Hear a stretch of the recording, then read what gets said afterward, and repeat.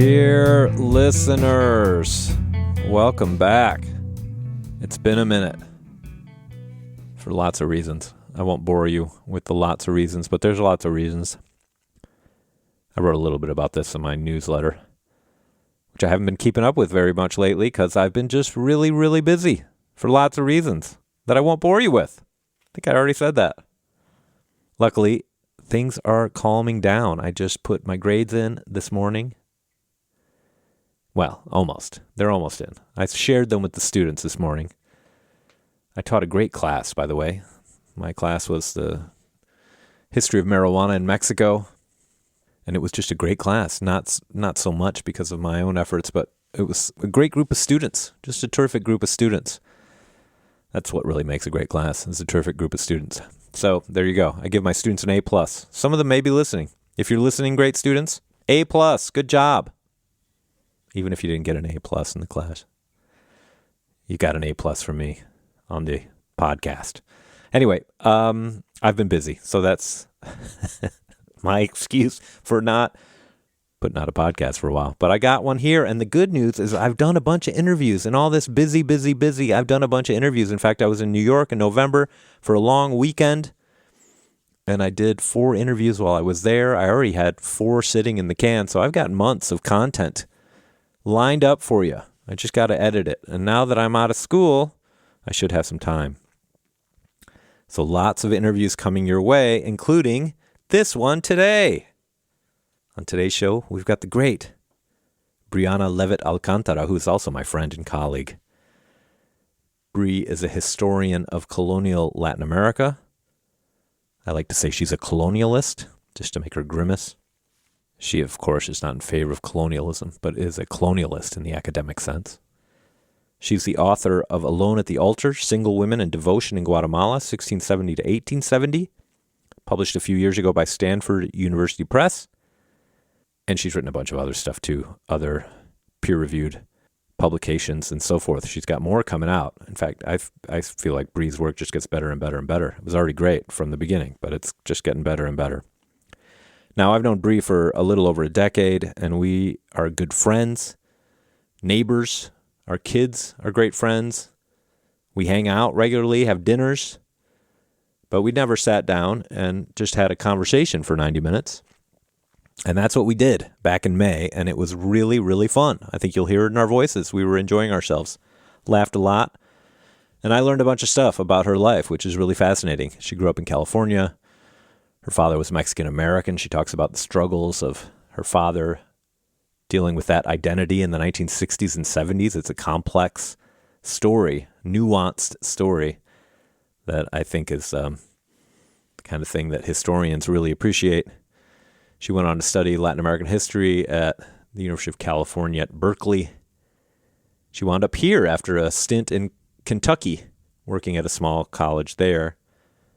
She also tells me about her recent work, which looks at an 18th century female Maya rebel leader who also happened to just be 13 years old and who was supposedly taking her marching orders straight from the Virgin Mary, leading a rebellion against the Spanish authorities. It's a really fascinating story. I think you'll enjoy that part too, besides all the other cool stuff we talk about. It's all really good stuff. A lot of stuff. I keep talking about stuff. Why do I keep saying stuff? I don't know. All right. Really quickly, before we turn to that, I'd like to remind you to make sure to like, subscribe, share the podcast. I could use your help along those lines. People keep telling me they love the podcast. They're loving the interviews. So let's get the word out, people. As I always say, if only for my guests' sake. Make sure somebody actually hears my guests besides us. Other people. Look, there's thunder outside. How strange. It's December. Is that thunder? I think it is. Weird. Anyway, all right. If you can like, subscribe, all that, please.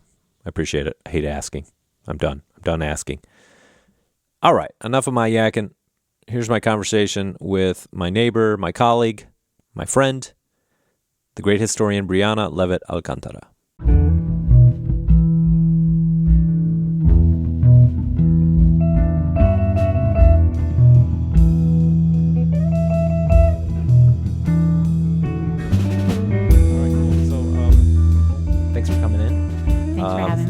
that's so I want to, I'd like to talk about more recent stuff, but I do want to, one of the things that is most interesting to me is how people got into history. And we've talked a little bit about this, but not a lot, and I know a fair amount about how you grew up and where and everything in California and all that stuff. But I thought maybe you could start there and maybe just tell me about, the kind of neighborhood you grew up in and what your family was like, and then how this led to your interest in history and that kind of thing. So, yeah, I mean, I did not expect to become a historian. That was not on my radar for a very long time. But I do think looking back, I can see that there were certain seeds that were planted early on. So my dad was a professor at City College in Sacramento. And he was like a really dedicated professor. Like I could tell even as a kid, that he was a very dedicated educator. And, when he passed, I actually kind of got this reinforced. This woman reached out to me. I don't even know how she heard that he had passed. And it had been like 30 years since he was her professor. And she was like, he meant so much to me. He guided me and mentored me at a time when I was a single mom and, trying to navigate going back to school and everything. So I think that was an important part of me kind of being interested in education. How old were you how old were you when your dad passed, and like when did this person reach out to you? When is this? He passed in 2013. So I was like in my early 30s. Okay. Yeah. And my mom and stepdad were both, at least part of the time, were like marriage counselors. Okay. And so I think that also, I listened a lot to conversations about kind of people's relationships, kind of the messiness of people and how they are as individuals, how they are together as people. And so I think that kind of interest in the messiness of human life kind of ultimately informed some of my curiosities about the past. So I grew up, my parents divorced when I was 6. So my dad lived in an area called Granite Bay, which is outside of Sacramento. And my mom lived in Folsom, which also kind of like a suburb, small town outside of Sacramento, like Folsom Prison. That's the only thing it has. Yeah. It has to Very famous. Very famous. Yeah. And yeah, I mean, those were pretty, kind of middle class, pretty homogenous white areas. What kind of professor was was your dad a professor of? He taught criminal justice. Okay, because wasn't he a cop or something? He was a cop, yeah. So before I was born, he had been a cop. And I was thinking about your interest in drug. He did a lot of narcotics, like undercover narcotics work. And then he was in the Office of Naval Intelligence, also looking at drugs in Vietnam. So, wow, really? Yeah, so he was investigating drug use among U.S. personnel in Vietnam. I've just been reading about that. Oh, literally really? In the last 2 days, yeah. I've been reading this book by Eric Schneider about heroin in the history of the U.S., but he's got a great section on this Vietnam question. Interesting. Yeah. And then as I understand it, his career was kind of sidelined. Like he reported on this dynamic of racism that was happening within, the Navy. And that kind of sidelined his career like that. Oh, really? Yeah. Like, so that would have been like the late 60s or early 70s. And so that basically capped his career in federal law enforcement. And so then he shifted to teaching. Okay. And was, kind of part of that early generation of trying to build a more diverse police force, the first generations of, more women coming into the force, of, trying to get a more diversified police force. So that's where, that I never knew the other side. I only knew him as the college professor. Yeah. Did he work as a police officer too in the city, or was just as a professor of criminal justice? Just as a when I was born, he was just a professor. I gotcha. Yeah. Okay. So that all had been before I was born. All right. Yeah. And your mom, what did she do? So my mom worked, so she was kind of on the side, like a marriage and family counselor, but she worked for the state, also kind of in criminal justice issues. She worked a lot on crime prevention. She worked like for the National School Safety Center. And then when I think by the time I was, in high school, she was working for the Attorney General, and she was helping to train police in community policing. So that was kind of a time period where there was a lot of emphasis on community policing, and she was helping to train police in those tactics. What's this, like in the 90s or something? 90s. Yeah. So the Attorney General was actually Republican, but because he was Republican, it gave some cover to trying to do more preventative work in a way. Like she always said, if it had been a Democrat, maybe the police wouldn't have been as open to some of this emphasis on prevention. Okay. Yeah. So she did a lot of writing and editing for that. So she was also kind of my editor growing up. So a lot of my papers went through her kind of rigorous editing process. Did you enjoy that when you were a kid? Yeah, no, like we have a joke where she'd be like, it's not horrendous. Like, that was sort of what she'd lead with. So I know that helped me as a writer going forward. Yeah, that's I just did one for Carlos the other day, and I was like, well, there's a lot to work with here. There's a lot of room for improvement. I've got a lot of phrases like that from my critiquing students. Yeah, we got a lot to work with here. There's potential. There's a lot of potential, but it has to be realized. Unrealized. Yeah. So were you always a good student? Were you bookish when you were a kid? Did you like to read, all that stuff? I always loved to read. I've always been a huge book fan. I wasn't. Like in my very early years, I wasn't great at school. I think I was younger than everybody else. I was like a year younger than everybody else.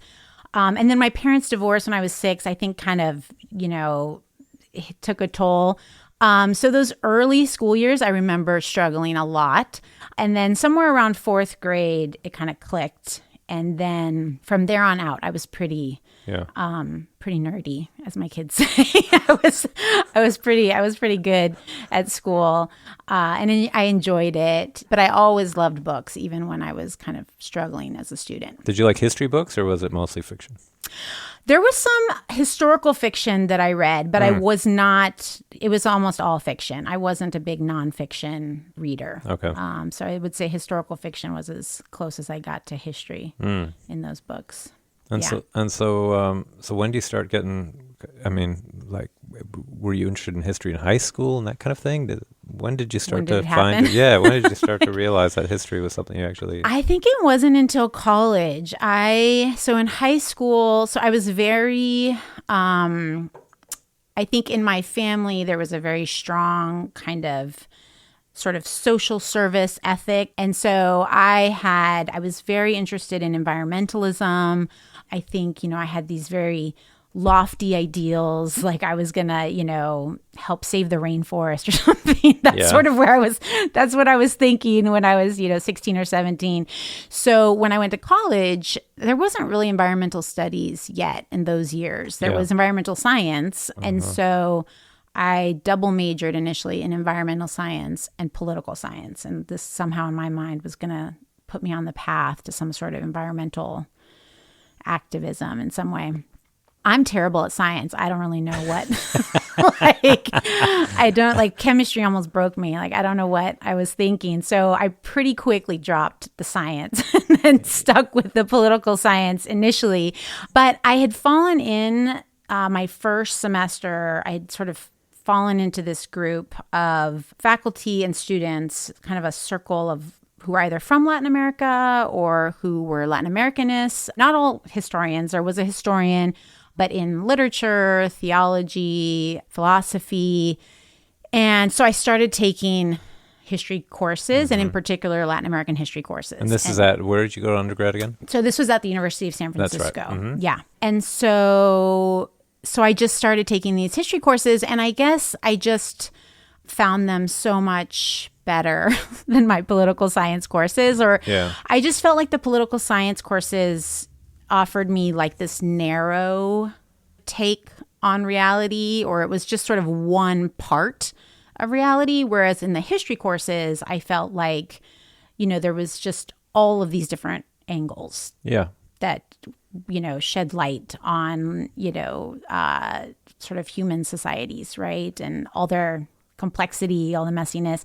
And so I just found those classes fuller, they fulfilled my curiosity more. And so I think it took me a year or two, but then I ended up changing my major to history. And by that point, I was still on track because I had taken so many history courses. I was still on track to graduate and everything with a history major. So yeah, it was really in college that I started developing this real interest in history. Was it Latin America first and then history? Is that what you said? So did you? Well, so the class I took was a Latin American history class. Okay. So it was kind of at the same time. So I did start to take other classes on Latin America as well at the same time, as well as starting to travel and spend time in Latin America. But definitely the history was for me. I found the literature classes or philosophy or theology, and I ended up with a theology minor too. But it was really the history classes that I found the most exciting and rewarding. Do you remember why the Latin America was so interesting to you at the beginning? It felt at the time, I think, kind of just accidental, I had fallen into this group. But I do think that I had certain interests in this. My dad had grown up Mexican-American in California at a time when I think he was 9 before they desegregated the schools, how schools in California were segregated for Mexican-Americans. And he had grown up because his dad had died when he was young. Of all his siblings, he grew up not just Mexican, but poor and Mexican. And so of all his siblings, he had been the only one to really reject that part of his life and really try to pass, as white. And all the rest of his siblings, he was the youngest of 8. They all married Mexicans or Mexican Americans, except for my dad. They all kind of stayed in and around Modesto. And then his parents both had died before I was born, and many of his siblings too, or he was kind of estranged from them. So I think that part of my life was kind of mysterious to me. And so I think that I had some curiosity about this part of my family life that I was able to kind of explore in this community. Do you think, I presume that's what, he died when you were pretty young, but I presume that had to do with, well, you weren't that young when he actually died. I was in my, you were young 30s. when they divorced. You were young when they divorced, but not so. But I presume this had something to do with his desire to, whatever it was in the Navy, better integrate the Navy or deal with the racial problems in the Navy and that kind of thing. Did he ever talk about that? Yeah, he was, so this was kind of another layer of his, I think he struggled with his identity, which he would kind of sort of talk about. So when he started teaching in the early 70s, I think he was trying to integrate this part of his identity more. But he had worked in law enforcement. And so when he tried to join the Chicano student and faculty group, they rejected him because he had worked for the man, right? He was a pig. Really? This is in the Bay Area, right? And so I think that compounded his sort of struggles, his relationship to it. So he was proud of that side of him, but also, made a lot of choices to distance himself from that life, right? Yeah. And then I think some of his siblings who he was close with also passed because they were so much older. His sister that he was closest with was 20 years older than him. So she died when I was, I think, 7 or something. So some of the connections he had to that part of his family, he also lost early on. So yeah, he would talk about, I think he talked a lot about being poor and how that really, how much he had tried to distance himself from feeling poor. That was definitely a part of his wanting to live in a certain kind of neighborhood and project a certain kind of image. But yeah, I think he was also proud of it. When I ended up with Salvador, my husband, who's from El Salvador, he felt very comfortable with Salvador's family. I could see how comfortable he was in that environment, and how good he felt about that connection. Yeah. So it was a complicated kind of dynamic. It was tricky, and obviously in some ways, but I don't know if people always appreciate how for the everyday person you have to make choices like this about your identity and what you're going to do. My parents they immigrated here in 1959, started having children right away, and they only pretty much spoke Spanish to the kids at first because they thought they were going back to Mexico. And so my brothers didn't speak any English when they got up to kindergarten, 4 or 5 years old. They just spoke Spanish. Yeah.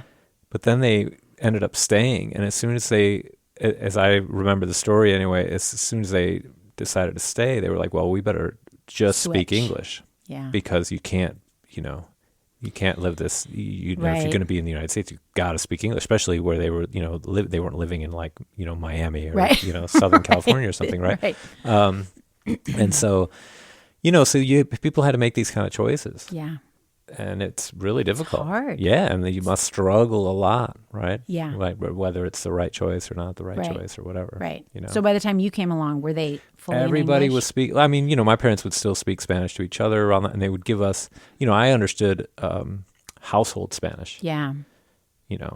Completely. The stuff they would say to me, I completely understood. But the idea of me reading a book in Spanish or understanding a lecture in Spanish, I don't think that ever would have happened. And I could hardly say anything in Spanish. I had an okay accent. Yeah.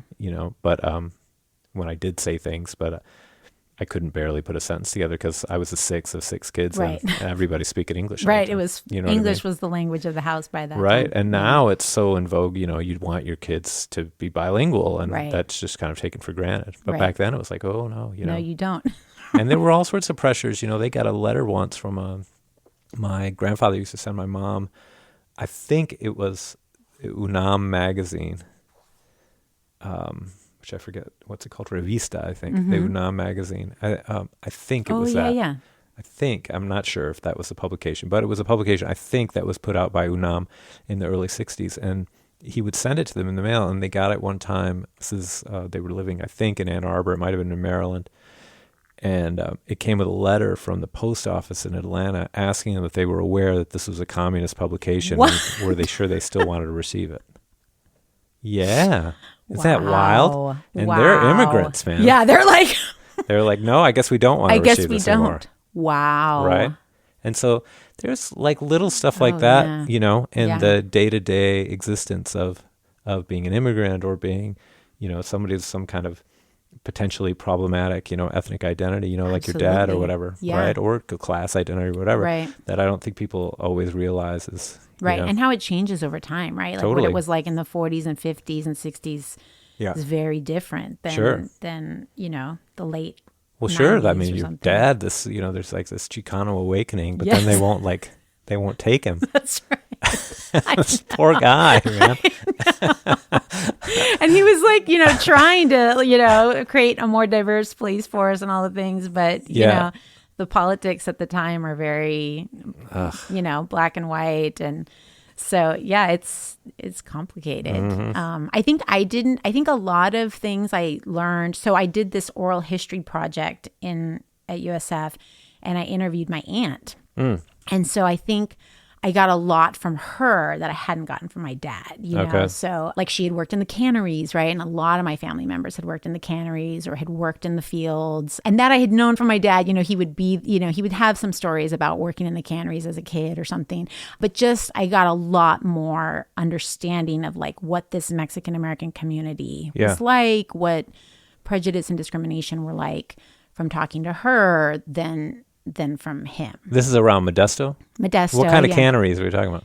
Peach, like a lot of peach canneries. Okay. Yeah. Mm-hmm. So they were in Riverbank, which is actually, that book, The Brown Buffalo, I want to say. It's like one of the early kind of Chicano memoirs. Okay. So he went to that high school. He was a couple years really? Ahead of my dad, I think. Yeah. Uh-huh. So it's a long, an old Mexican-American farming cannery community.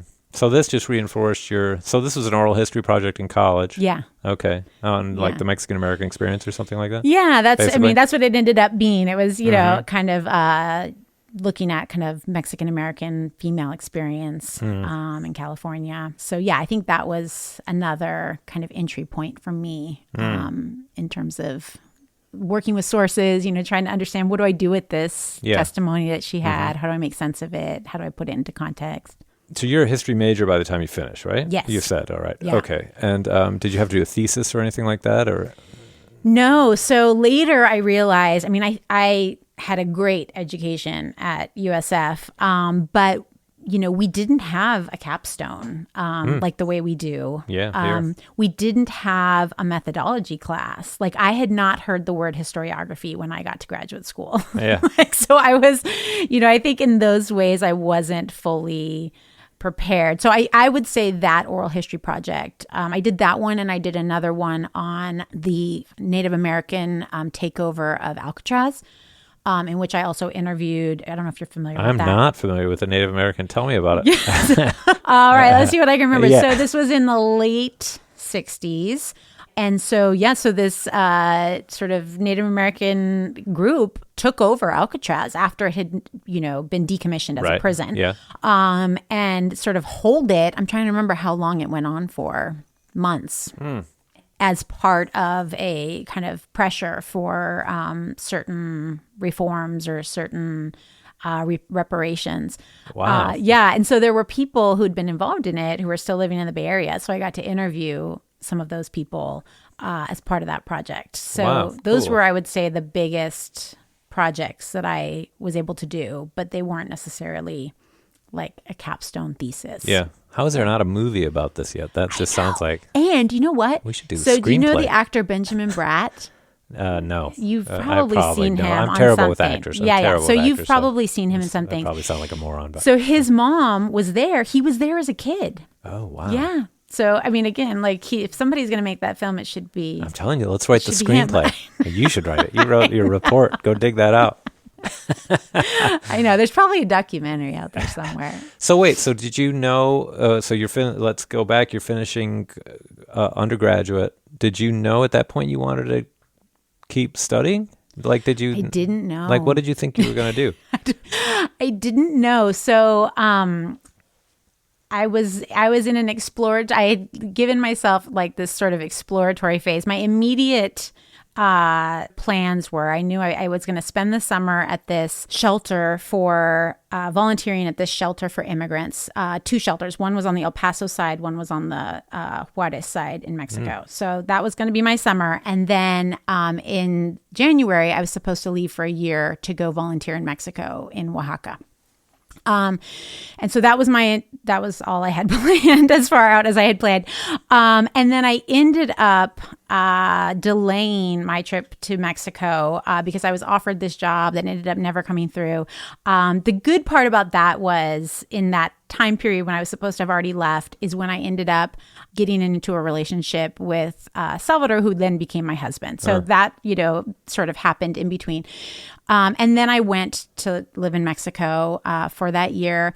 And when I came back, I was still not totally sure what I was going to do. I was definitely considering going to graduate school. So I started that process of looking into graduate school while I worked. So that year when I came back, so I took 3 years off. What year is this when you're coming back? So I graduated in 99, and then I was in Mexico from 2000 to 2001. And then I was 2001 to 2002, I was in Boston while Salvador was finishing graduate school. Okay. And I was working there with youth, recently arrived immigrant youth in East Boston. Okay. And so I was applying for graduate school, but I was thinking, so in this time period, there had been some, like Salvador had thought initially about maybe wanting to move back to El Salvador. So we had thought about that possibility that we might move there for a few years. So a lot of things were kind of up in the air, but I did end up deciding I was going to try to apply to graduate school and kind of see where that went. And so during that year in Boston, I applied to really only Berkeley. Really? Yeah, because there wasn't really a lot of other places that I was interested in going to. So that was where I was kind of like, well, we'll see how this goes. But I had gone and met with Bill Taylor, who ended up being my advisor. And he was so wonderful and so encouraging and put me into contact with other graduate students. And so I felt that helped kind of guide me into the process. Yeah, for our non-historian listeners, Bill Taylor's a living legend. Yes. Really but incredible. so a living legend, but some living legends are not great mentors or Sure. advisors. And he was so just like warm and supportive and so my mentor Jack Womack was incredibly supportive. I think the guy who I really admired as far as that kind of thing goes was Friedrich Katz, who was at Chicago. Who I only met him through these conferences. We would have joint conferences, but he was just the most generous, nicest man in the world, and an absolute legend. I mean, just a giant in the field. Yeah. And he would talk to you just like a peer. I love that. It was amazing. Amazing. Yeah, really, really great guy. Yeah. I've never met Bill Taylor, but I hear nothing but good things. Yeah. He was great. So that helped kind of ease the transition back into graduate school. But it was a hard transition. I had been out for 3 years and I was still not totally sure if this was the path for me. And I think that kind of helped because I wasn't sure if I was cut out for it at first. So I would have this conversation with myself like, well, if it doesn't work out, I have these other paths. I would always say, if it doesn't work out, I can always go work at a bookstore. Yeah. That's always something I like. I'll just go work at a bookstore. I don't know why. I'd probably be terrible at a bookstore. I was like, I could be a social worker. I don't know. But it was a good mental, it's good to have a backup plan. Yeah. What was I going to ask you about that? Oh, so tell me a little bit about, so you were worried about it. Did you have any struggles at the start? I mean, you said you hadn't really heard the word historiography as an undergraduate. And, I have to say, similarly at the University of Michigan, we had a methods class. I don't know if it really was a methods class, but we did have sort of a capstone type thing. Yeah. But I don't think I understood historiography at all either. Yeah. Like I didn't get it at all. I had to write this primary source paper and I kind of figured it out. Yeah. But looking back, I realized I didn't really understand what my professors did at all. Yeah. That's why I always start my classes now with like, well, what do you think I do? Right. That's a great way to start. Because I had like no idea what my professors really did. Yeah. And, I thought, well, they just teach. Right. It's like, no, it's Isn't probably that the all last you thing. do? Yeah, it's probably the last thing they're thinking about actually. Yeah. Not that we don't care about teaching, but like there's a lot more. Yeah, and you get rewarded for everything else. Yeah. First, right? So anyway, I'm sorry. So you any struggles at the beginning? So you haven't heard historiography, and then you go into this program, work with the living legend at Berkeley, famous history program. Like, well, tell me about that. It was a little brutal at first. I remember having this physical sensation. You know those washboards, like old school, like washing your clothes kind of washboard? Yeah, sure. Uh-huh. And I had just, in when I lived in Mexico, I had to wash my clothes by hand. So this was maybe very like front of mind for me. But I felt like my brain was being like beat on one of those washboards. You know what I mean? Yeah. And I think, you read some of this stuff about neuroscience and I think I was really experiencing like those new synapses or whatever was, that work that's being done as you're really learning how to think in new ways. It was really hard. I think I definitely at the beginning, I was sort of lost at sea. And I remember at the end of that first term, I remember thinking, I might not make this. This might not work out for me. Right. And then I remember writing this paper at the end of that first term. And I was like, I might as well enjoy writing this paper. I might as well at least enjoy what I'm doing here. Right. And so I started to kind of find my way a little bit. I would say it really didn't turn around for me. I think it was the second semester. I'm trying to remember now. It's all kind of fuzzy, but I think it was the second semester where we started to do kind of a research sem, right? Where you're working with your own primary sources. Yeah. And that's really where it turned around for me, where once I started to work with my own primary sources, things started to make more sense. Like it started to feel more tangible. And then one of the great things at Berkeley is, and particularly Bill Taylor made this happen, is they just sent us into the archives every summer. It was like, here's some money, go, And so I spent every summer in the archives. And not at first, I didn't really know necessarily. I was really just learning how to be in the archive. I didn't have like a set goal in mind. But that experience was also so valuable, right? Yeah. And then we had the Bancroft Library where there was, there's just these rich collections of colonial documents. And so I remember in one of my research seminars, I was working with these 2 really long Inquisition cases of female bigamists. And part of it was just learning how to read the script, right? Like Sure. it took time, like Bill Taylor sat down with us and, just diagrammed each letter and figuring it out. But working with those cases, just a lot of light bulbs kind of came on for me. Like, Taylor would always say, like, history, it's the restless discipline of context. And I was like, I don't know what that means. I don't know what you're talking about. Like, and at one point, the graduate students were like, we should get, like, T-shirts that say the restless discipline of context, And I'm working on those Inquisition cases, and I go to his office, and I'm like, there's all these contexts I'm trying to figure out, and he's just smiling, and I was like, okay, now I get it. I get what you mean about all the contexts, and I have to decide which ones I'm going to explore, and like, that's great. It was great. That's hilarious. Yeah. So I think for me, working with the primary sources really is where I started to kind of find my footing. It is a thing too, though, with those documents. I remember being in the Archive of Mexico City, in the the AGN, the National Archives. Yeah. Working in the colonial room in where the Inquisition files were, and I was looking at stuff on looking for cannabis stuff in the Inquisition files. Yeah. But looking at some other drug stuff too, and being in there, not being able to read one of these documents, like I just could not. You hadn't done a training before? No, I never done a training. I was just, because I'm just dabbling. I'm a modernist. Yeah. And luckily, do you know Martin Nessevig? Have you ever read his stuff? I read his stuff. Yeah, I don't know him personally. Well, he was in there, and I knew him from one of these conferences we had, same ones where I'd meet Friedrich Katz. Yeah. And I'm like, Martin, man, help me out. Help me out. Can you help me with this document? I cannot read this. And then he starts doing it, and he's just... Yeah, you're just going through no problem. He's reading it. Oh, that's interesting. And then he's pointing out things that I would have completely missed. Right. You know, oh, that's illegal. They couldn't actually make an Indian do that. They shouldn't, it shouldn't even be. And so he's pointing out all these things. Yeah. I can see how that would be totally intoxicating. You're like, wow, there's a whole world here. Yes. And it's a kind of a puzzle at the beginning. Absolutely. That you have to discern. Right. No, and the Inquisition cases are, they're so rich, right? They're so meaty. Oh my God, incredible. It's just, down to the details, right? Like one of these women, one of her husbands, they called him like Ceji Blanco. And I'm like, Ceji Blanco. And then we finally figured out, we think he had like a white eyebrow, right? Like he was like, that was his nickname, right? Cejas, you get down to these little like granular details of people's lives. And so, yeah, it's definitely... But and a lot of time with something like that, there's this word, and you're like, what the fuck is this word?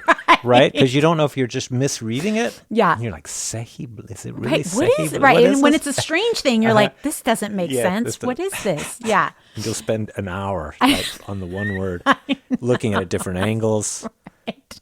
Backing away. Right. And then sometimes you just have to write it down and then you come back to it later. And hope that on a different page, right? It'll make sense. Something will clarify it or whatever. Yeah. I took Salvador into the archives in Guatemala one summer and he was going to be my research assistant. And then he opened up the text and was like, what is this? Like, what am I supposed to do with this? Yeah. So that lasted like a day. Yeah. So I agree, just getting into the archive, that's what makes all the difference to be in a program that has some money. Mm-hmm. Because we had the same thing. We had a bunch of money for Latin American history. And so I could go down in the summer before I really knew what I knew I wanted to do something on drugs, but I didn't know exactly what. Yeah. And so, but I just go down to Mexico City for a month and just go to the archive, and look what's there, see what's there. I got this idea. I want to work on this. Is there anything? Originally, I wanted to do something on the 1960s, and then I went to the Foreign Relations Archive, and at that time, there wasn't much available yet on the 60s. And that's also, I'm always telling students that, we have this kind of platonic ideal of how a project comes together. Right. Like you read the literature, and then this is what... You find the magic question. That's right. There's some hole, and I'm going to fill the hole. I've got this great question. And then you determine which archives would be perfect for this. And then you go, and there's the stuff you need. It's like, no, it's more like... It never works like that. Yeah, you got a sense of what you're interested in, right. and then you get to know the literature, and then you go look in the archive, and then you're like, oh, shit, there's nothing on what I was originally interested in, but there's a bunch on this other thing. Yes. Right? Exactly. And this is really interesting, right? Yes. And this has some connection to what my, general interests or whatever. Exactly. Yes. Yeah. Well, and that's how when I turned to my dissertation research, I had worked with these rich Inquisition documents, but it turns out for Guatemala, there's very few full cases, right? They're mostly like denunciations, essentially, but without the testimony. And there's so only so much you can do with that. And then the cathedral archive, because I was interested in questions about religion, right? And then the cathedral archive was also indefinitely closed. And so it's the worst. I was like, am I doomed? Is this doomed? Was it closed when you started? Or okay. Well, it had opened in the years leading up to when I was going to do my research. Okay. So I knew that it had been opened because certain scholars had been working there. Certain, there had been some publications of transcriptions and things. So I went into it thinking it was going to be open, but then when I got there, it had closed for like reorganization. And there were all these like conspiracy theories about why, right? Like this one Mexican scholar was like, I think it's that they don't want women in there. Like there was just all these different stories about it. Yeah. Somebody was like, you should dress up like a nun. Maybe they'll let you in if you're a nun. I was like, I'm not going to dress up like a nun. So yeah, it's, but then it forces you to be creative. Like I tell my students, I'm like, sometimes desperation is the best. Yeah. Though I so wish you would have dressed up as a nun. I know. Okay, that would have been a great story. Well, it made me so mad because while I was there, this priest came from Rome and he just got in. He gets right in. Yeah. So it was very frustrating. Yeah. So, okay, so you're desperate. And so did that lead ultimately to a turn and, leading you to the project you ended up doing or what? Yeah, I mean, it basically, I was like, so I ended up working with wills, and it turns out that there were a lot of wills, left by women and particularly working class women and wills at this time. So this was in the, 1800s mostly in 1700s, 18th century. 18th century were very meaty, right? These women would talk about like their deadbeat husbands and their kids or their stepkids that didn't, respect them. And there was a lot of just detail about family life, and then also about their religious lives, right? And so I was like, I am going to use these wills like every single way possible. I'm going to suck the life out of these wills and make them work for me. And so that ended up being kind of the foundation. And then I found some other kinds of sources to sort of complement that. But that was sort of my through line for my dissertation. Yeah. So that ended up, I think that ended up, having interesting results. So at the end, the desperation, I think, bore fruit. Sure, it did. Can you explain a little more for the listeners what kind of stuff can you pull out of because I think the historians will all understand this, but the non-historians might be wondering, that sounds pretty dry. Dull, pretty dry, right? So like an Inquisition file maybe that sounds a little more exciting. Right. But like what kind of stuff are you able to pull out of these sorts of documents? Yeah. So what was nice for me was that there was this kind of combination. So they were formulaic. So everybody had to, this was it was a legal document, but it was also a religious document, right? So there were certain requirements almost that people had to reveal in this document, right? They had to talk about whether they were born illegitimate or legitimate. They had to talk about their marriage and whether that was legitimate. If they had children who were legitimate or illegitimate. So they had to talk about kind of birth, marriage, and family. And then they were encouraged, to talk about whether they were part of any religious associations. So there were these lay brotherhoods at the time that were mixed sex that were very powerful, right? These were organizations that kind of coordinated religious life around particular images or festivals. And so they had money, they had economic power, they had a lot of impact on local culture. And so a lot of women were participating in these very actively. And so they would list those participations as well. And then often in the money that they gave, I could also get a sense of some of their relationships to different chapels or particular images or particular festivals because they were leaving money for these things. And then at the very end, it would say whether or not, like, who were the witnesses and who were the executors. And so a lot of these women ended up having priests who were serving as their executors or their witnesses, because a lot of these women were single, so they didn't have husbands necessarily there. And whether they were literate, right? Whether they could at least sign their name or not. Yeah. So that gave me, there aren't a lot of social histories about women in colonial Central America. So it's different from even, say, Mexico or Europe. And so this allowed me to kind of piece together some of that basic information about women's kind of social lives, economic lives, but then also their religious practices and beliefs as well. Yeah, this stuff that, for ordinary people is just usually totally lost. Right, exactly. Right, in the mists of time, right? There's no information anywhere. Right. So many of these women were working class, clearly working class. They did not have a lot of money. You can tell whether or not there's an honorific title that you have, a doña, if you are considered elite. Many of these women weren't. Some of them were very clearly mixed race. Many of them were of African descent.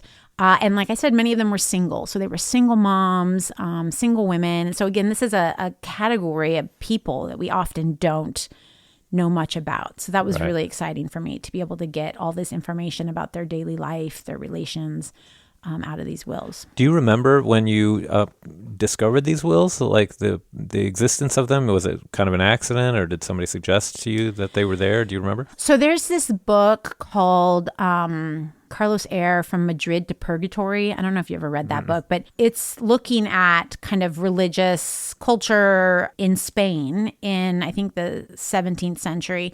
And so it's a big book, but I remember having this book in Guatemala. I must have carted it along with me. I think I had a whole just bag full of books that I brought with me. And so he does this. He kind of goes through each clause and pulls out all this information. And he was looking at hundreds of cases, right? Yeah. So I kind of had this model, and I had seen other examples of this where people were using wills. There's a kind of tradition, I think even in some of the Anales, school, right? Yeah. Where they're looking at these huge demographic trends. I think a lot of them had used wills. So I was aware that people had used them. Okay. Not necessarily to look at gender or women in particular.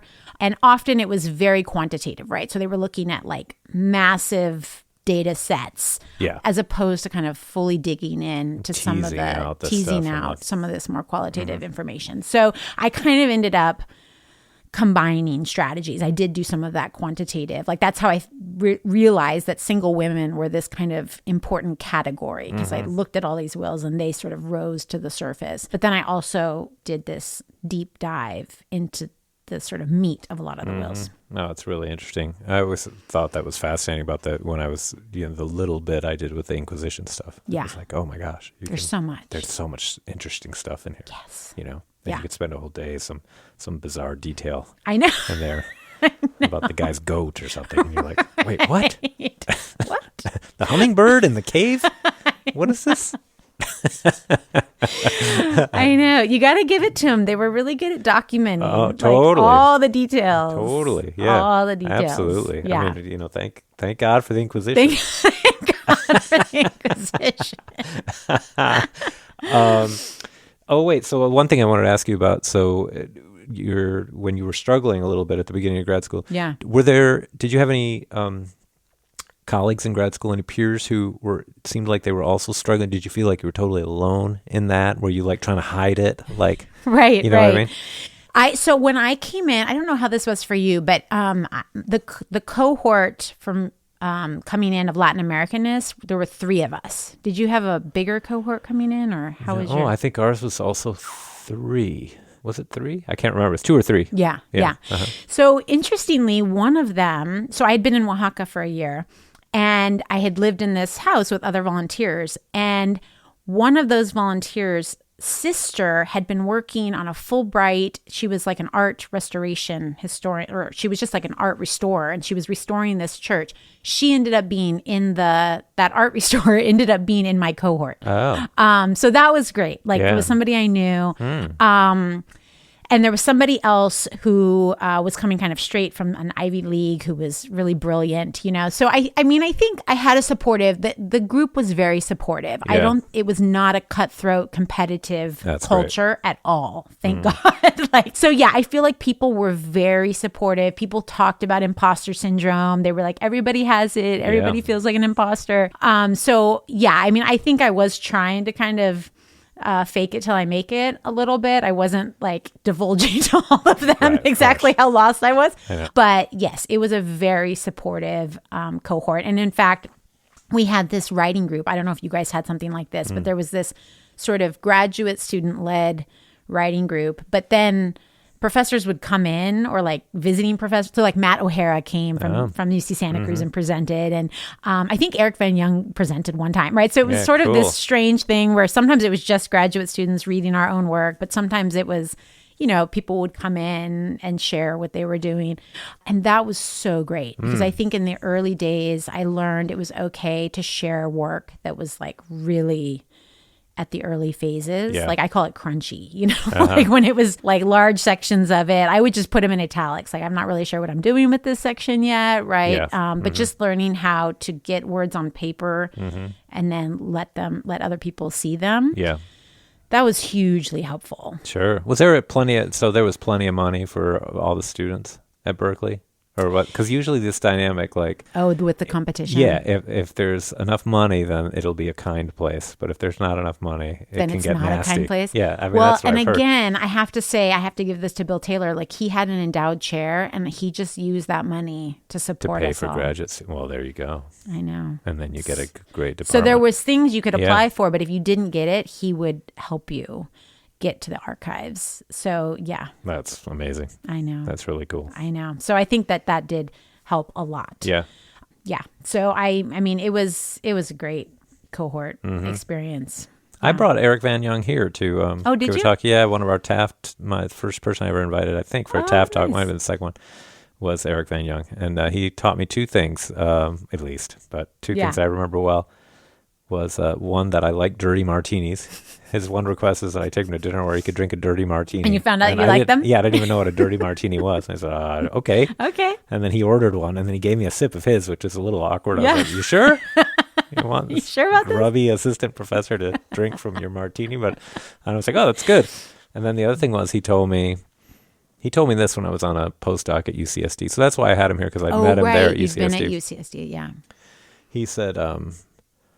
Carlos was little, he's like 6 months old when I started that, not even. Yeah. And he just said, when you're working through your career, do, 2 or 3 fewer book reviews a year and hang out with your family. That's good advice. Yeah, that was really good advice. Really good advice. You don't have to do every book review. You don't. Like, say no, and then, enjoy your family. And that's really good advice. And, he's incredibly productive. Had just published that gigantic book on the independence wars. Right. So that was a good piece of advice. Put boundaries. Very cool dude. Very nice guy. Yes. Yeah. No, you gotta have boundaries in this. Yeah. When I started grad school, I was so worried about not being worthy. Yeah. That I worked all the time, and which really did me well that first semester. I couldn't sustain for the entire second semester. I had a little bit of a letdown. Just because I was You'd given it all. Yeah, in the I was first just semester. I had this British friend, one of my best friends from grad school, who was a philosophy student, and he was like, "You Americans work all the time." That's all you do. I was like, "Man, I've got to work this hard, or my final paper is going to be terrible." And I remember getting kind of a comment from another student one time who had seen how many notes I'd taken for our methodology class. He's like, "Oh my God, I didn't realize we were supposed to be working this hard on it." And I was like, "Dude, I need to put in the work. This is how I got to do it." Right. Because I was sure if I didn't do it that way, right. they were going to figure me out. Right. And I was going to be out of there. And I was like, this is a good gig. I don't want to fuck this up. I gotta put it all in. Yeah. No, but I do think that having that time, how much time did you take off before going to graduate school?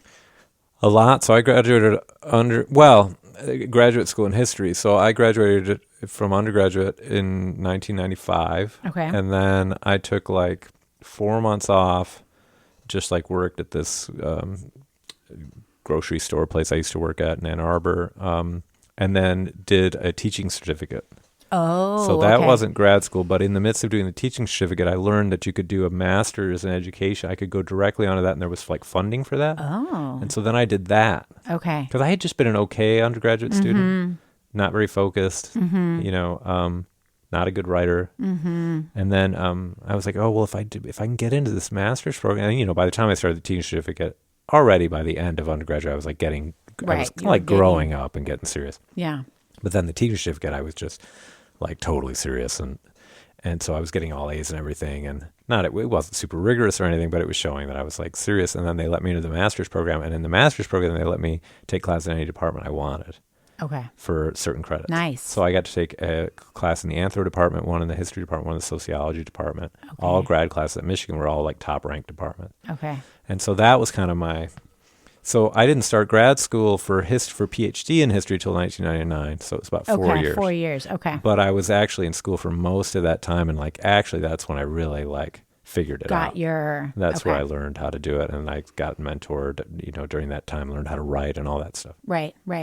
Yeah, no, I mean, I tell this to my students, I just think for me, taking that time off gave me a sense of identity beyond being a student, right? Yeah. I wasn't my entire self-worth wasn't totally fully bound up with being a student and succeeding in this, right? Or being the best at this. Because I think I had always been kind of a perfectionist, and I had always been, it had really put a lot of pressure on myself. Yeah. But I think for me, that was really valuable because at Berkeley, and I'm sure you had this experience too, right? There are people there that are so brilliant, right? Totally. Yeah. Right? I mean, so the year after me is Sylvia Sellers Garcia, right? Yeah. Who, while the rest of us are just trying to finish a dissertation, writes a novel, gets it published. Yeah. You know what I mean? So I think for me, it was very helpful to have sort of established this sense of myself, I'm not just a student, and I don't have to be the best at this. I can learn from all these brilliant people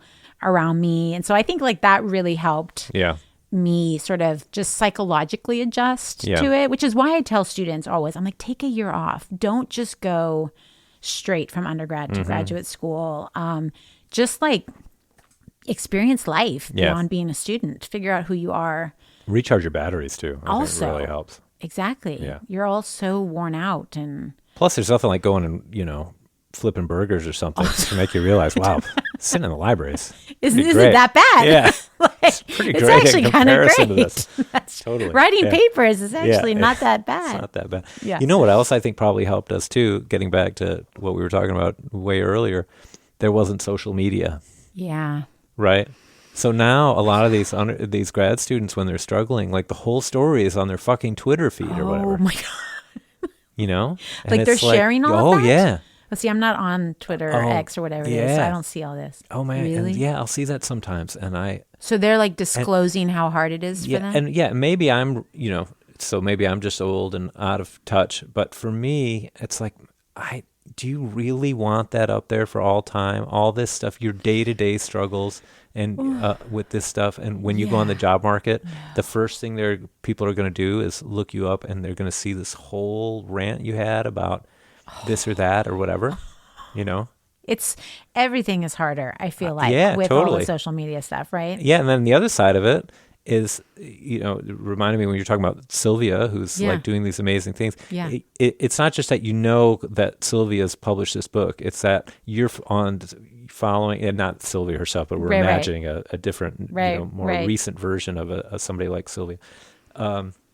You're following them on Instagram too, or whatever. Right. And so every fucking day you're getting it in your face how they just won this and they just won that and they're just this and they just did this awesome thing.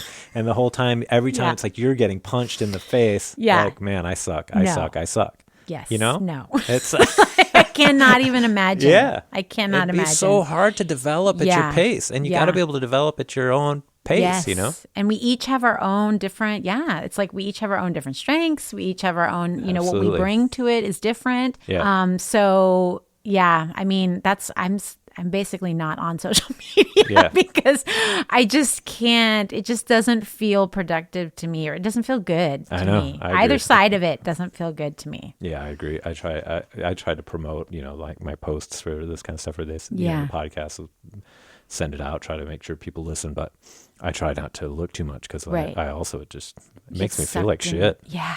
You get sucked into this vortex of like. Yeah, it's terrible. Yeah. So what year did you finish the dissertation? What year was that?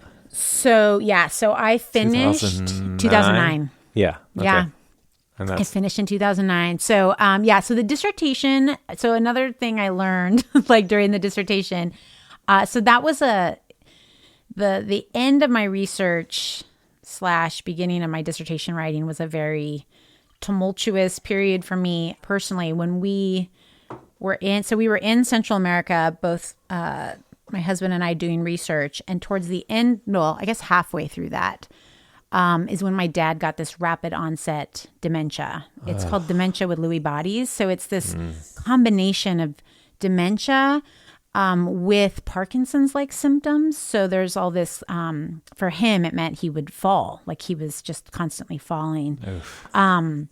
And so that happened in December. And then a month later, my stepdad collapsed. And then he was in and out of the hospital. And a month later, he died. Oh, so my God. Within 2 months, my dad was like severely, like he needed round the clock care. And my stepdad had passed away like suddenly when my brothers were like still like a senior in high school and just graduated from high school. So that was like late 2006 to 2007. And then by September of 2007, I was pregnant. So I was pregnant with our first child while I was trying to transition to like writing the dissertation, still trying to find, we were talking about long-term care for parents. It was very complicated finding a care facility for my dad. So I'm like, in school, pregnant, trying to figure out where to get my dad placed. And we were driving all over the Bay Area trying to find a place that would take him because of his combination of symptoms. And he had long-term health insurance. So we had resources, but a lot of places would not take him because he was a fall risk, because he would wake up at night, because he had, just the combination of factors. A lot of places said they weren't equipped. So that was like, oh my God, it was a total nightmare. We finally found a place for him, a good place for him in Albany, which is right near Berkeley. So that was great. Once we got him kind of situated, that was good. But all of that's happening while I'm in the process of starting to write the dissertation and, TAing and all of the things. And then ultimately having a child and still kind of figuring out his care and everything. So the good thing I took out of that, I think I've shared this with you before. I got this book that was like writing your dissertation in 15 minutes a day or less, which usually it takes more than that. But the basic idea was writing a little bit every day, like doing a little bit all the time. And that really changed for me how I wrote. Like I was always one of these very structured, organized outline person, who needed large chunks of time to sit down and write.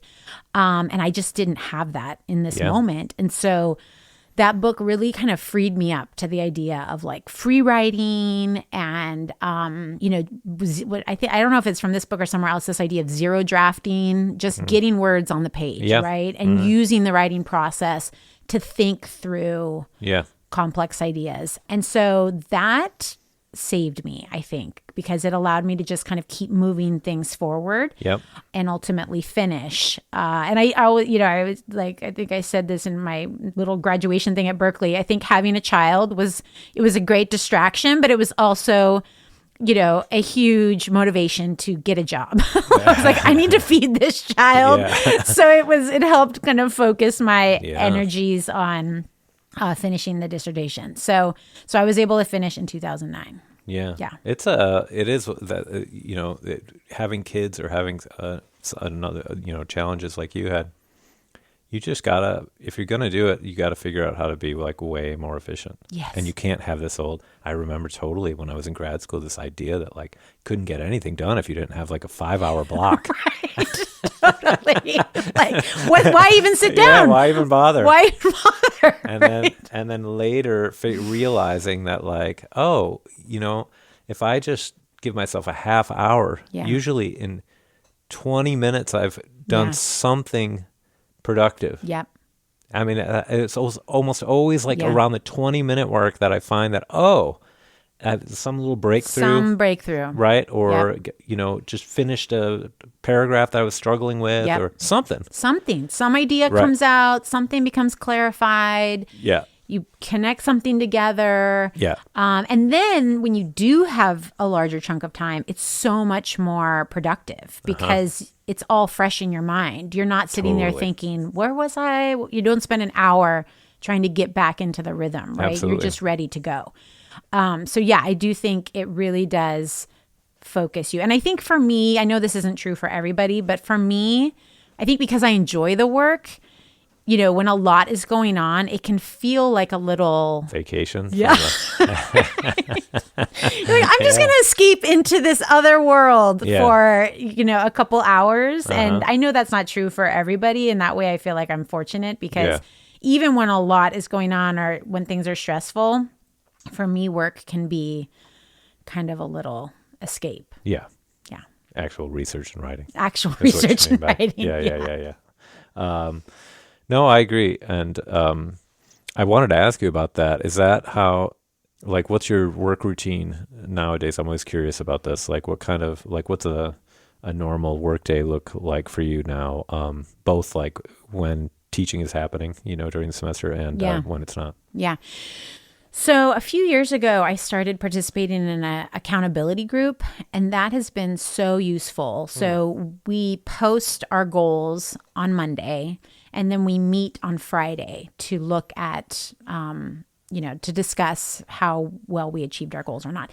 And it's broken down into research, and writing, teaching, professional, and personal, right? So all of our service stuff, all of the teaching stuff, and then kind of research, and then personal too, personal goals, workout goals, or whatever. Whatever, right? That's been really helpful because I think, as you know, right, when we have these big projects, it can just sort of weigh on you in this way. Yeah. Like, am I doing enough? Am I on track to finish it in the time I wanted to finish it, right? I can experience it as this kind of constant buzzing stress that am I doing enough? Or, so this has helped me. Like, so the year I was off or doing, on sabbatical to do research, I actually did a whole year plan, and then I broke it down by month and then by week and then by day. So that helped me to really, because at that point I was trying to work through all of these manuscript documents, right? And so I just broke it down. How many pages do I need to get through a day to get through all these manuscripts? So during the school year when I'm teaching, I usually try to at least spend, like either whether it's 30 minutes a day or a couple hours a week on research, like to try to keep things moving forward. So unless I have some sort of particular deadline, like finishing revisions on an article or something like that, or a conference presentation, usually I'm sort of putting in at least a little bit each day or a couple hours a week. And I mean, during the academic year, a lot of my time is taken up with teaching. Totally. Yeah. I mean, that just is like consumes most of my days on top of the service requirements that we do. And I'm, as we get into this phase as associates or full professors, I feel like there's a lot more service that creeps up on you and takes up a lot more time. And that, unfortunately, is not like a vacation from the rest of, that's a drag. I'm not good at that part. That's not my calling. Well, no, I think you're good at it. It's just a drag to do. It's just a drag. I mean, you're for sure good at it. It's a drag. It doesn't feed me. Totally. But teaching, I definitely, again, going back to this realization I had that writing can be a form of thinking, like I give my students in-class writing, and so I think it's great for them. I think they learn a lot, but it means I have a lot of grading. So I do a lot of grading, which on the bright side means I feel like I get to know my students really well. Like I get to know their writing, I get to know who they are, people who are quiet, but I can see like one of our favorite students, Jack, right? He was very quiet in class the first time I had him, but it was through his weekly writings that I got to know what a great student he was. Yeah, right? no, he was one of those. His first paper he turned in, and I was like, whoa. Wait. You have barely talked. Did he write this?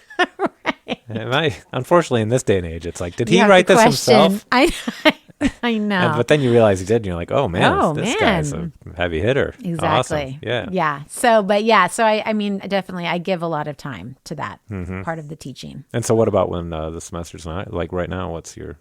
So right now, then I just shift almost entirely into research mode. And so, yeah, like right now, I had some things I had these little pieces I was trying to wrap up, I agreed to review, not a book review, but a review of a manuscript. So I finished that up today. Actually, I need to do an IRB. So I have some of this different stuff I'm trying to get done so that then I'm going to be on vacation. When I come back, I want to be all in for kind of research and writing. So I'm on leave next year. Mm-hmm. So I'm trying to finish my second book or a collection of articles. And in September, I have a conference on female prophecy. So that's what I'm going to be working on right now, is either a chapter or an article / presentation on this case that I'm working on through this lens of female prophecy. So so most of the day, which I kind of love that when I have like one thing that I'm working on. Oh, it's the best. It's so great. Though I like to have a lot of, the irons in the fire just so that I can have a lot of different, I do like having a lot of different projects going. Yeah. Though you do tend to feel like you're just like moving at a snail's pace. I know. You're just sort of slowly. Yeah, like 7 snails moving across the pavement. Right. Wait, really quick. I don't want to linger on this, but what do you need IRB approval for? Oh, I don't remember if I told you about this. So I had this article that came out that was about female leadership positions in these religious brotherhoods in Chiapas in the 17th and 18th centuries. And then a colleague of mine from UC Riverside was using that article or had shared it with students or something. And so these women were being elected into formal positions of leadership, and they described as mayordomas or madres. And we don't really think that there's just not a lot about this kind of formalized female leadership positions. So this colleague from UC Riverside had shared this with some students, and a student from El Salvador said, oh, we have this in my town. Like we elect women as mayordomas in this kind of modern day brotherhood, and you should come and study it. Okay. And so they've sort of invited us to come in October, which is when they do this big festival for their patron saint, and interview these female leaders, understand how this system is working in a modern context. So it's the first time I'm working with live subjects. Well, yeah, I was going to say. I've been asking people, how does this IRB thing work? All my subjects are, they're long gone. Yeah, I've never had to work with living subjects. Well, that's why I was surprised when I you know. said IRB. It's like, who from IRB? the 18th century needs an IRB? I know. So that's kind of when, like you said, this is my sort of other iron in the fire. Like this is something very different for me, but interesting. Oh, it sounds awesome. I know. Yeah. Like I'm super interested. And this is a community.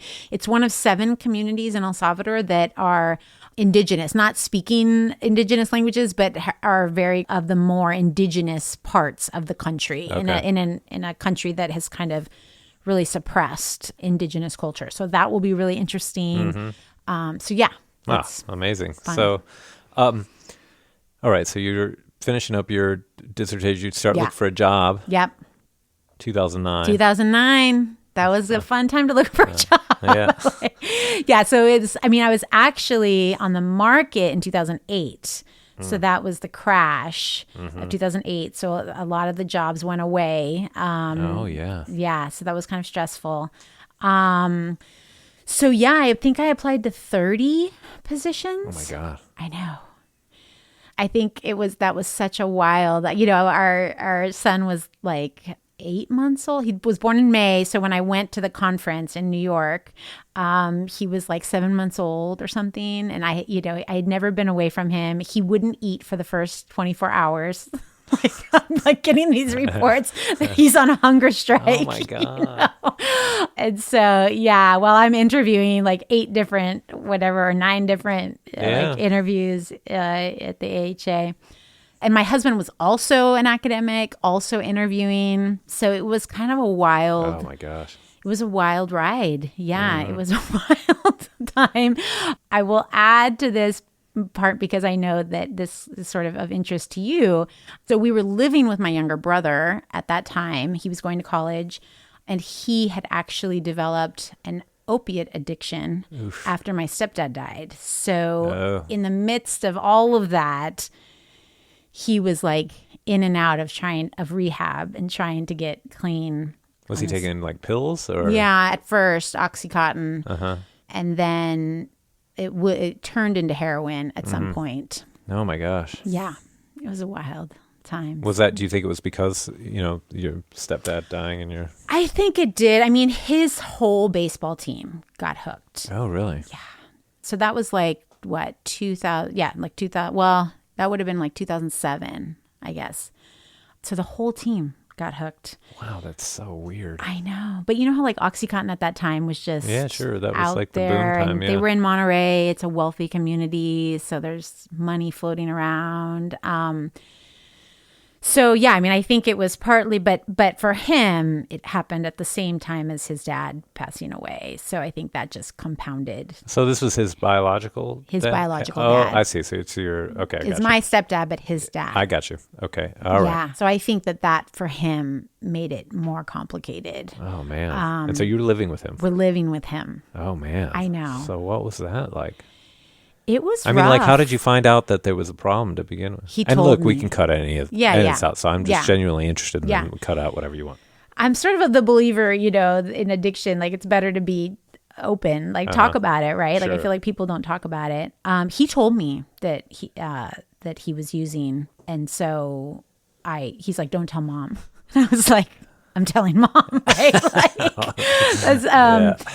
So yeah, I mean, so he shared it, but it took a really long time. And did he say he at the time he was using pills or he was using Pills. heroin? He Pills. was using pills. Yeah, he was using pills. And did he I say, think, how for did he a say it? while. Like, I'm addicted to these pills or something like that? He said, I'm using these pills. Like, yeah, he said, I've been using Oxycontin. Like, and so at that point we tried to get him, that was early in the Oxycontin, like, moment, right? In terms of Whoa. treatments and Sure. like, how do you Yeah. treat it? And there was all these different theories about how do you treat it. And there wasn't a lot of great information.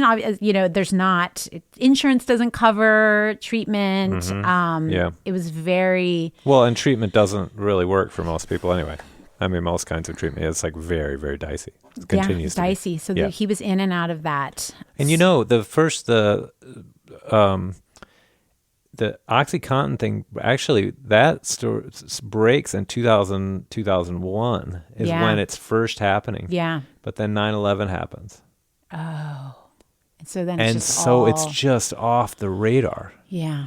And so, if your Yeah. brother's getting hooked on this in 2006, 7, 8, whatever Yeah. it is, it's not that it's new, but it's that it's just been nothing but hasn't war on been terror. dealt with. Yeah, war on terror for years. Nobody's really been thinking about it, Yep. right? So that's a really, for me, a very interesting part of the story is how it might have been different if this had continued to be like front page news Right. for all those years. Right. When- What would have happened? Right. What would Yeah. have, I mean, maybe nothing different. Who knows? Yeah. But it is curious that I just found it interesting. You said, well, this is just the beginning. I was like, no, actually, not it's the been going on for beginning. 6 or Yeah. 7 years. But we just hadn't, it wasn't on people's radar. Seemed like the beginning. Yeah. Totally. Yeah. Okay. So he tells you, and so you're trying to find him treatment. We're and it's trying to like- find him treatment. And was he open to treatment? Like, did he want to go He to was treatment? kind of open. Yeah, I think he was open. So Okay. we're in and out of that. Like, so it's all kind of fuzzy now. But yeah, so he goes through a treatment process. He's going through withdrawal. I'm trying to remember if I was like, I feel like at some point in that I was gone, which means I must have been on some like job interview kind of thing where he's going through withdrawal. And so Yeah, it was really up and down. I mean, so, that was a year that we were living with him. And then we ended up getting a job and moving. And for him, it continued on for another several years, in and out of different treatment options, turning to heroin. And it ultimately, he ended up getting arrested for having possession of heroin. And then he was basically put in jail, and was told, you either stay in jail or you go to a residential facility. I think it was 3 to 6 months. And that's where he got clean. Wow. At the residential facility. At the residential facility. Yeah. So. And it worked. It worked. Oh, but wow. So he's clean to today. That was, though, I want to say, we'd already moved to Cincinnati. So like 2012, 2013. Wow. So I think the whole thing, it was like 7 years. Is he totally sober on everything, or just? He went through a phase of drinking not that long ago. Yeah. And I was concerned about it. Yeah. And then I think his wife put the kibosh on that. The kibosh on that. They have 2 kids now. Yeah. And so, he's now totally clean. Yeah. Like he makes more money than I do. Like he's doing great. Like Look at that. Makes the big bucks. Success story. I know. That's great. Yeah. That's really cool. Yeah. Gosh, man, you had a lot of challenges. It was a lot of ups and downs that period. Yeah. So your first job's at in Kentucky. In Kentucky. You were second for our job. I know, first, yes. And you're the only candidate that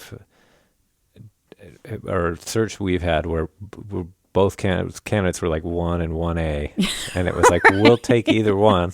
Right. And then had a vote, and Sylvia got the first offer, and then she took it. Or we would have hired you right away. Yeah. And that's why we got to hire you later, because when she left, we were like, we already approved this. Everybody wants. Yeah. Can we ask her to come? Yeah. And so anyway, but so that you was end up. Such a strange turn. I know, it really was. Sylvia, right?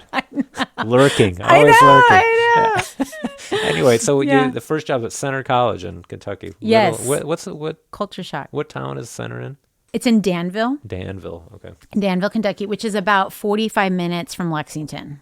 It was a moist town in a dry county when we got there, which I was like, they told me this because I was asking something about restaurants, and they're like, well, we are a moist town in a dry county. And I was like, is that an agricultural reference? Like, I don't know what you're talking about. But I came to find out what that meant was they would not sell alcohol in the stores, and they would only sell alcohol in restaurants that served 100 people or more, which meant that you could have like an Applebee's, right? Which they didn't have that kind of restaurant when they were fully dry. Yeah. But it meant you couldn't have other small restaurants, right? Like there was no pizzeria, like there was no pizza pub place. There was this very cute little downtown, but no restaurants. It was like this kind of strange, that is odd. Because restaurants need alcohol to make money. Right. Like if they can't sell alcohol, then. So it was a culture shock going from Berkeley to like small town Kentucky. The school was 1,200 students, so very small. Like, bless Salvador, he just moved there sight unseen. He like showed up to Louisville. He was like, this isn't that bad. And I was like, oh, we still have a long way to go. Like, we are way out. But I will say, neither of us had ever lived in a small town. And there were things about that were hard, but they were also really lovely with us. Like, they were so, like, I knew the doctor who delivered our second child. Like our kids were in gymnastics together. Yeah. You know what I mean? And, she was like, it wasn't that kind of a practice, but she just told me, oh, you just call me. I'll make sure I come in to be there. And when we had our second son, Joaquin, they brought us food for 6 weeks, 3 to 4 nights a week. Like That's amazing. It was amazing. That's super nice. So there were definitely things about that kind of small town environment that were great. And the people at Center were great. There were a lot of dedicated like educators there that I learned a lot from. Yeah. So there were some really good things about that, but it was definitely a culture shock. Mm-hmm. Well, for Salvador too. I mean, oh my God. From El Salvador originally, and to San Francisco, and to Danville, Kentucky. Totally. I know. Amazing. Yeah, it was a very interesting experience. We kind of lived on the other side of the tracks, We were in this kind of more working class neighborhood, which I think was actually good for us. But it was so funny because our neighbors, it was a totally different culture, right? Like they would just come knock on our door, like in the middle of dinner time and just let themselves in like every single day, and they had 4 kids and they would just all come in and like, just chat. And Oh, really? Oh, that's funny. it was funny. Yeah. But like if there was a tornado warning, we would always sleep through it and they would come and knock on our window to make sure we got up when there was a tornado Wow. warning, so it was, That's amazing. That's was really nice. Yeah. Yeah. So tell me what it was like so the story was Sylvia decides to leave for Boston College. I think it was Wendy Klein here who had the idea, who said, maybe we can just ask the dean if we can just keep that same search. Yeah, just call Brianna and see if she's interested because, we'd be thrilled to have her come, and she's not that far away. I think it was Wendy's idea, to her credit. And what was it like on your end, like when you got the call? Like what? So Sylvia called me. Oh, Sylvia called you. Oh, it's even weirder. So it was funny because I was literally walking, like I was at my 6-week follow-up appointment from Joaquin being born. So I'm like walking from the hospital. Like I think I was either walking to see Salvador at his office or walking home. And I get this call from Sylvia and she's like, so, I'm going to Boston College and they're wondering if you would be interested in taking the job. And so I was kind of in shock. Like it just felt like it came out of nowhere. You know what I mean? It was so out of the blue. Yeah. And so, but I mean, I was definitely interested in the possibility. Like I think, being in a city felt more natural. Sure, being at a bigger institution, a public institution, a research institution, like there were so many things that interested me. I felt like there would be more opportunities for Salvador for sure, like professionally speaking, than small town Kentucky. So for me, it was kind of a no-brainer in a way, but definitely it took some adjusting to even kind of think about it. I felt it was hard for me to think about how to tell my colleagues, and sure, because it was very late in the year to be. I think it was. When was it? Well, it must have been after the job search period, right? It was after the job search period. So in the spring. It was spring. That is super late. Yeah. It was kind of like late spring. I was on maternity leave, right? Oh, no. So it was, it felt like a strange kind of moment. And, in a marriage too, like Salvador had moved there for me. Now I was asking him to move again.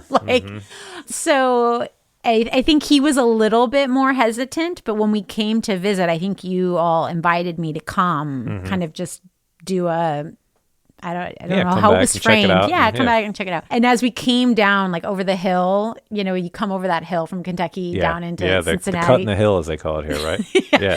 Salvador was like, "Ugh, it's a city." It felt good. So there wasn't too much hesitation about coming back. Yeah. Oh my God, did that work out for us? It was It's unbelievable. Unbelievable. Yeah. It was all, and I think for me in the end, like it ended up working out really well because that time it had given me time to kind of figure out what I was going to do with my dissertation. Like it took me some time to figure out how I was going to transition that to a book. You know what I mean? And so I think if I had come straight to Cincinnati, I would have felt a lot more pressure because since Center didn't really care, about me producing a book. College, it was more of a teaching college. Yeah. So it gave me some time to just kind of sit with a lot of those ideas without having that pressure about publishing. Mm-hmm. And I think that was good for me. Yeah, it worked out awesome for us personally too. We were talking about it earlier, but for the audience, our sons are like best friends. And me and Salvador co-coached the kids' soccer teams when they were little. He continued coaching. I quit doing it because I didn't have the patience. He's got the patience of a freaking saint. I should have him on. He's got some amazing stories. That's true. But so it worked out for us personally. I know. We live right here around the corner, and so so it really worked out. Really worked out. I know. I love our department. I love Cincinnati. Mm-hmm. Like it's been for me. Yeah. A great thing. Yeah. I really, really. So thank you, Wendy and Sylvia. I know. Everything fell into place. Somehow it fell into place, which is so unusual in the academic world. So I wanted to ask you about the new project. What's I've read a little bit about the new project, but you want to talk a little bit about it? Like what's and where is it now, and what stage is it in the and process? That kind of, Yeah. So the basic story is there's this Maya rebellion in the early 18th century in what is today the Mexican state of Chiapas in southern Mexico. It's one of the biggest native rebellions before 1750. Like 30 towns rise up. It takes months before the Spanish officials can put it down. But for me, what's interesting, I'm always interested in kind of questions of gender and religion. For me, the part that's really interesting is that the kind of catalyst here is that this young Maya woman, we would call her a girl, she's probably 13, but she's married, allegedly sees this apparition of the Virgin. And the Virgin communicates that she wants chapel. And then the church kind of tries to repress this very harshly. And then the communication from the Virgin becomes much more radical. And the Virgin tells this girl, now it's time for Spanish colonialism to be over. And now it's the time for, the Maya to have their ancient freedoms. And so this girl becomes like a mouthpiece throughout the rebellion. And in the midst of it, they start to ordain Maya men as Catholic priests. Like these people identify as Catholic, but a very distinctive Maya kind of Catholic version of it, yeah. So they're ordaining Maya priests. The girl is standing in priestly vestments, like up in the church, right? She's continuing to relay these directives from the Virgin about the battle, about what they're going to do. At one point, they say they're going to kill the Spanish men and mixed race men, but they're going to take the women and turn them into Maya women. And they get like 30 Spanish and mixed race women. And they do this like conversion of them into Maya women. They marry them to Maya men. They change their hair and clothes to become Maya women. Wow. And we have these women's testimonies, right? Like we have hundreds of testimonies on all of this. From like the trials afterward or something? From the trials afterward, yeah. Not the girl. She dies before they take the rest of her family, her husband, her dad, everyone else, they have their testimony. She dies before they catch them. So this is the kind of story, but I feel like to understand it, there's all these kinds of like riddles I have to solve, right? Like, why are people following this girl? Like, what authority does she have? And that's part of what led me down. I was mentioning that article where I was looking at how these religious brotherhoods had been electing women into positions of leadership, right? Because they call this girl mayordoma. They're using the term that's used in these religious brotherhoods for these elected leadership positions for women. So there's just all of this, like trying to understand this Maya worldview, this form of Maya Catholicism, the gender understandings, like where it is that and why it is that these communities would follow a woman's leadership in all of this. So that is what. Well, not just a woman, a 13-year-old. Exactly. Yeah. So not even an older woman, right? Right. Like, because you think about, okay, the older women are invested with this certain authority traditionally, but a young girl, right? And I have some thoughts about that. Like, I think part of it is this kind of very Maya idea that she is like a impersonator or a personifier of the Virgin, right? And so she's young, she's married but doesn't have a baby yet, right? So she is like the Virgin in certain very key important ways, and I think that makes her that's part of her power, like her charisma, right? Is that she has these parallels with the Virgin. So there's just all this really rich material, and there's 6,000 pages about this in the AGI in Sevilla, right? So there's a lot of rich testimony That's work the archive, the General Archive of the Indies. Of the Sevilla. Indies That's for in the like Sevilla. colonial, Spanish colonial archives. Yeah. Right. Yes. So where it stands right now, so I did that article on the women in leadership positions, trying to figure out kind of what's the best. So there I was using different sources. I was using these records of the brotherhoods themselves that were in the Cathedral Archive in Chiapas to try to figure that piece out. Then there is, and I think the piece you read, there's this apparition movement that happens right before this that is kind of leading into this and setting it up, right? So I did another article on that, which actually just was accepted from Haher. So all right. And that one will be published. Awesome. I'm like, okay, so now, I mean, they said it's going to take like a year to publish it. Yeah. It won't come out till next May. So I have those two pieces. So now I'm sort of in this what I really want to do, I'd like to write a book that could actually be used by undergraduates, like not just kind of a monograph for specialists.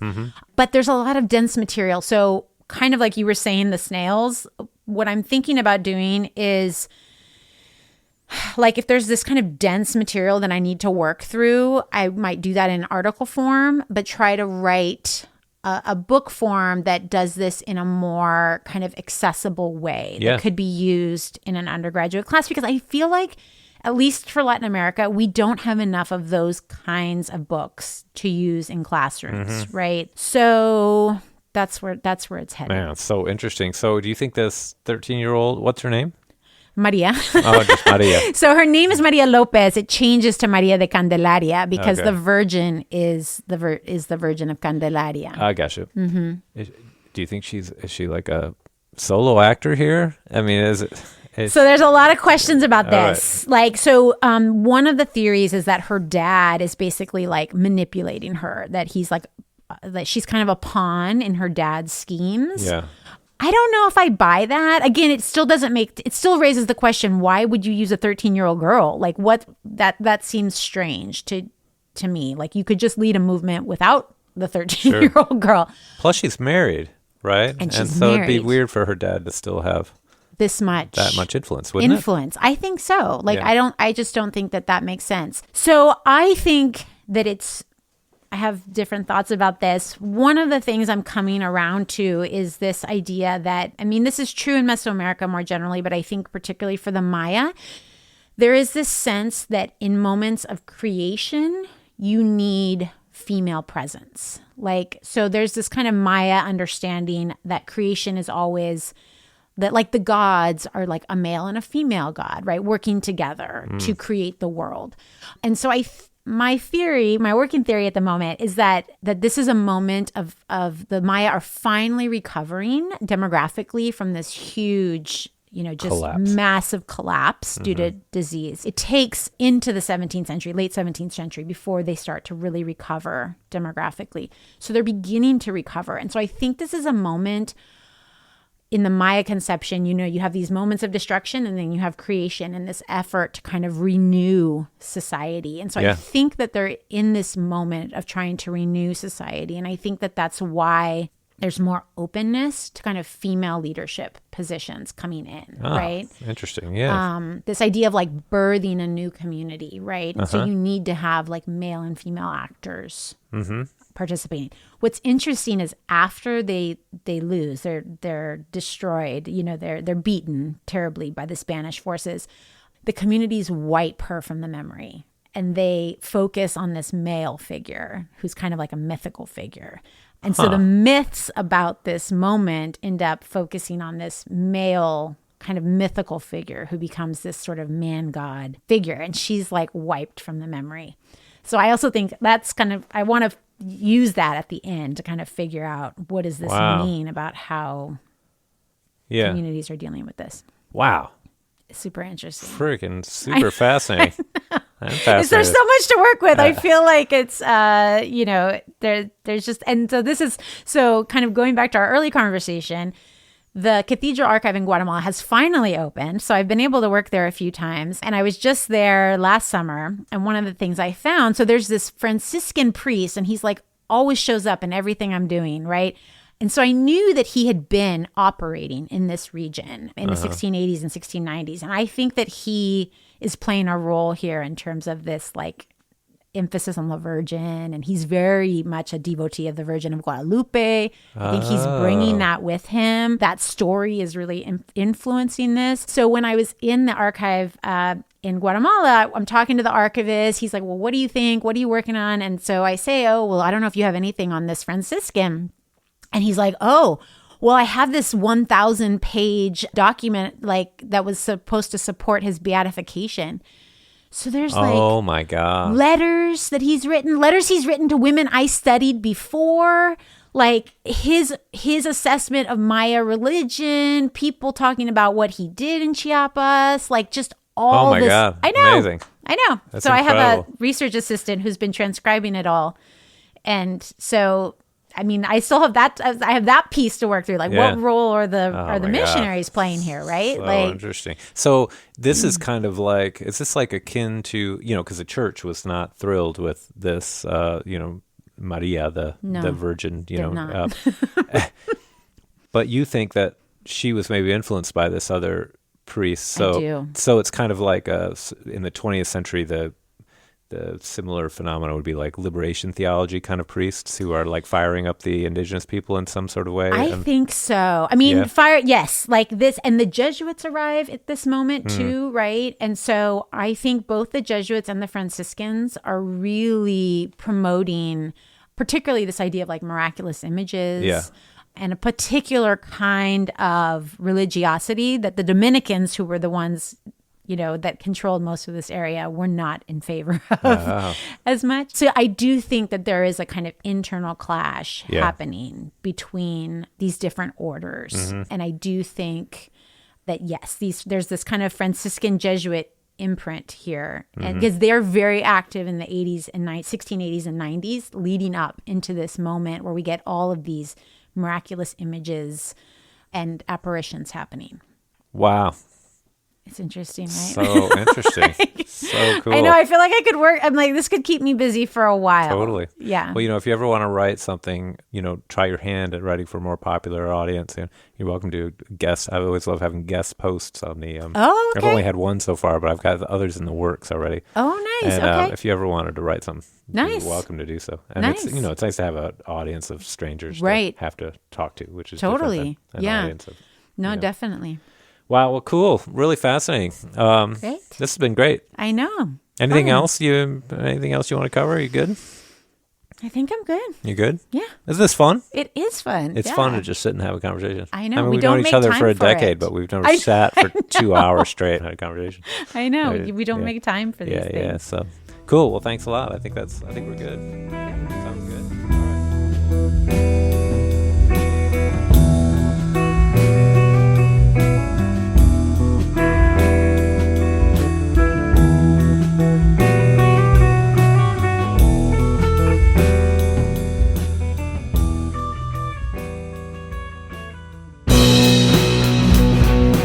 All right, there you go. Another good one. Thanks to Bree for coming on. It was a delight just sitting down and chatting for 90 minutes. I recommend it. Maybe that's what you could do over your holiday. Find an old friend. Sit down and just talk for 90 minutes. Helps to have a couple of microphones. Really takes the edge off. Strangely. Ironically, even. Anyway, make sure to like, subscribe, all that stuff. And we'll see you back here again. Early January, probably. I've got another episode coming your way. I got a bunch coming your way. So like, subscribe, share, all that stuff. In the meantime, have a great holiday. Have a happy new year. And I hope you relax a bit. Okay. Bye-bye.